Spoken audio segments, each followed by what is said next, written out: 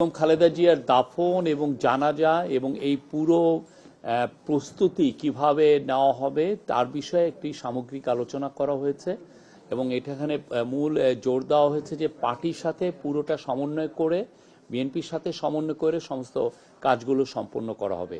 তো আপাতত যেগুলো ডিসিশন হয়েছে সেটা হচ্ছে যে জাতীয় সংসদ ভবনের দক্ষিণ প্লাজায় উনার জানাজা হবে। উনার মরদেহ সকালেই এভারকেয়ার হাসপাতাল থেকে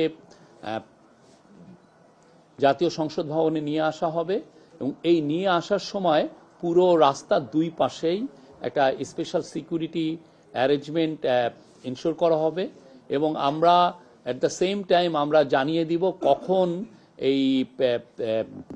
এই পুরো গাড়ি মরদেহবাহী গাড়িটা কখন রওনা দিবে এবং এটাকে ফুল রাষ্ট্রীয় অনারে ওনাকে নিয়ে আসা হবে দক্ষিণ প্লাজায়, জাতীয় সংসদ ভবনের দক্ষিণ প্লাজায়।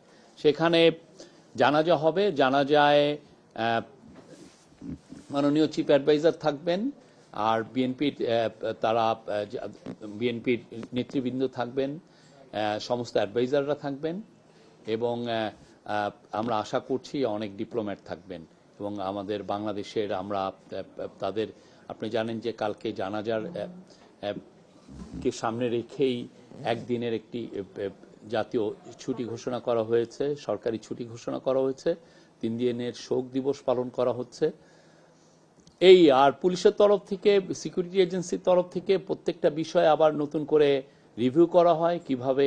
আপনারা জানেন কিছুদিন আগে একটি বড় জানাজা হয়েছে, ফলে পুলিশের এবং সিকিউরিটি এজেন্সিগুলোর নিজেদের মধ্যেই কিছু প্রস্তুতি অলরেডি ছিল, কিন্তু এখন আরো বড় আকারে কিভাবে প্রস্তুতি নেওয়া যায় সেই বিষয়ে খুব নিবিড়ভাবে আলোচনা হয়েছে। ওনার এভারকেয়ার থেকে ওনার পুরো যে লাশবাহী গাড়ি আসা পর্যন্ত, সংসদে ভবনের দক্ষিণ প্লাজায় আসা পর্যন্ত ওনার দাফন এবং ওনার জানাজা সব কিছু পূর্ণ রাষ্ট্রীয় মর্যাদায় অনুষ্ঠিত হবে, পূর্ণ রাষ্ট্রীয় মর্যাদায়। আপনি জানেন উনি আপসহীন নেতৃত্বে ছিলেন, বাংলাদেশ বারবার গণতন্ত্র হারিয়েছিল, উনি প্রতিবারই ওনার বলিষ্ঠ ভূমিকায়, ওনার বলিষ্ঠ নেতৃত্বে আমরা গণতন্ত্র ফিরে পেয়েছি। তো ওনাকে পূর্ণ রাষ্ট্র, উনি 3 বারের প্রধানমন্ত্রী ছিলেন, উনি শহীদ রাষ্ট্রপতি জিয়াউর রহমানের স্ত্রী ছিলেন এবং ওনার 40 বছরের একটি 45 বছরের প্রায় একটি পাবলিক সার্ভিস আছে। দেশের জন্য উনি যা করেছেন এটা অতুলনীয়। আর এই পুরো বিষয়গুলো ওনাদের সাথে আমাদের পুরো কোঅর্ডিনেশন হচ্ছে। কোঅর্ডিনেশনের জন্য স্পেসিফিক আমরা মেনটেন করছি, কমিউনিকেশন মেনটেন করা হচ্ছে।